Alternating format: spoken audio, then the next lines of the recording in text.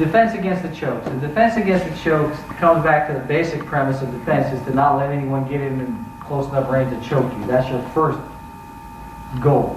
If they happen to get in your space, if for some reason they wind up behind you, the way to defend is to get something between them and the choke. This will stop the pressure from coming onto your neck. In order to do effective choke, you have to get the carotid artery and the two windpipes. So you have to get something in between to stop them from applying pressure to your blood oxygen and your air oxygen.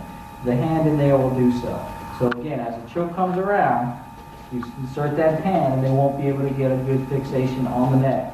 If they happen to get it around, if they happen to sneak up on you and catch you in a scenario, your oxygen, again, will start to get depleted. You need to react quickly. You take your fingers and you put them into the fold of the arm and you pull down. You turn your head to the fold as well because the fold will provide a little bit of space. So you provide space to breathe, get your energy and remove quickly. You're moving your shoulder, and as you move, you're pulling the arm, and rotating the shoulder down, and you're out.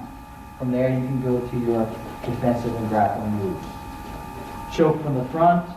Often people try to do a two-hand choke like this, which really isn't that effective. There's a lot of ways to get out of it using basic strikes or using your simple leverage by bringing your arms up, and then you can go to your strikes from there. So those are your basic rear choke, front choke. Those are your basic choking motions.